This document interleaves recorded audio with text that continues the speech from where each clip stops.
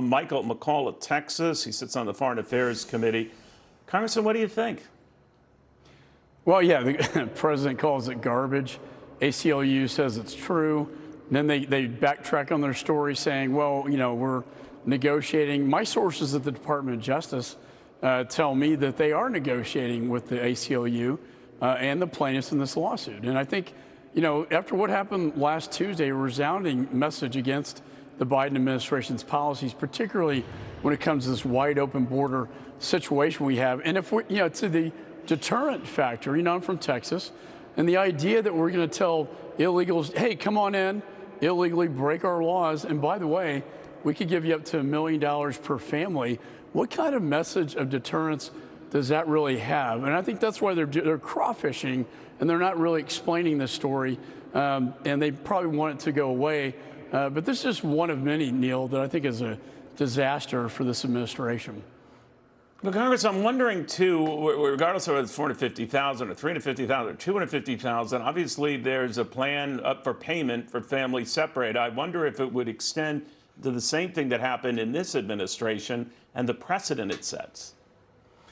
It's a terrible precedent. And in fact, Neil, we know that there are negotiations going on right now with Speaker Pelosi and the Democrats on the reconciliation bill to actually provide appropriations to pay these settlements that the Justice Department, I think, is trying to negotiate right now, you know, with these plaintiffs. So regardless of what you thought about separation of family, I think it's a principle of you can't break our laws and then win the lottery. And the message of deterrence is pretty much gone.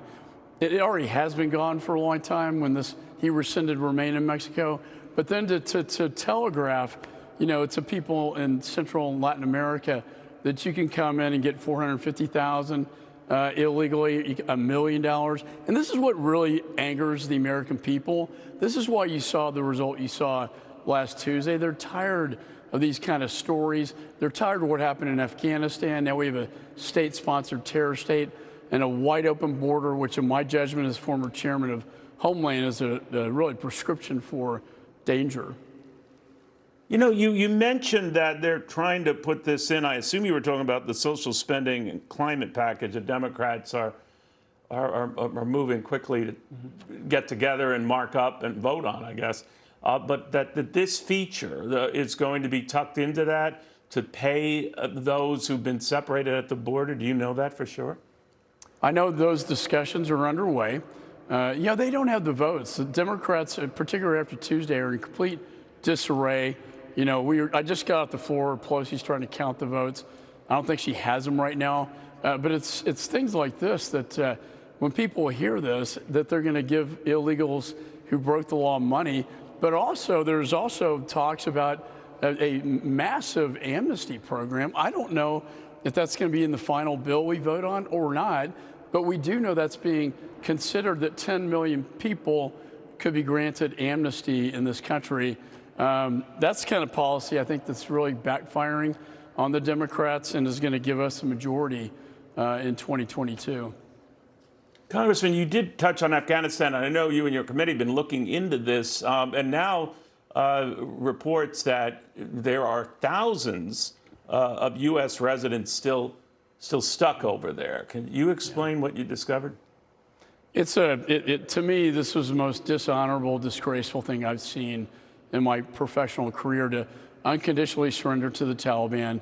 And then the State Department, we had the Deputy Secretary of State testify yesterday. He admitted that, as much, that they didn't have a plan, they didn't have a strategy to get the American citizens out of there.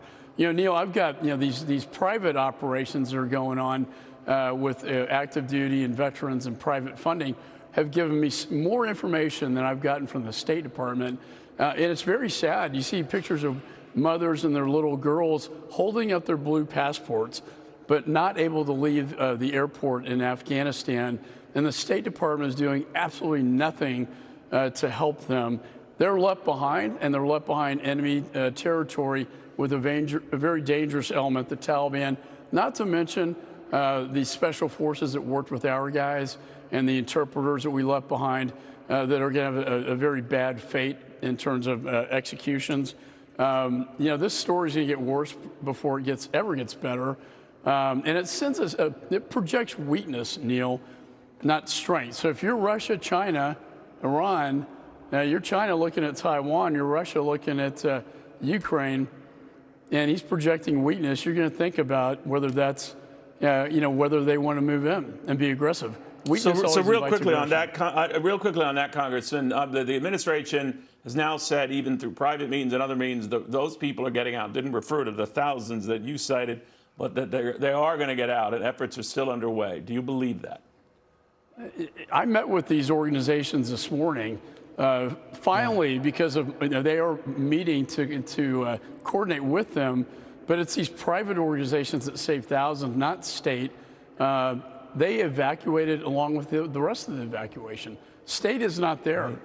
Right. These private organizations are. They're really enclosing the unsung heroes and the patriots out of this colossal failure of an evacuation from Afghanistan. Congressman, thank you very much. Keep us posted on this. Michael McCaul of Texas, Foreign Affairs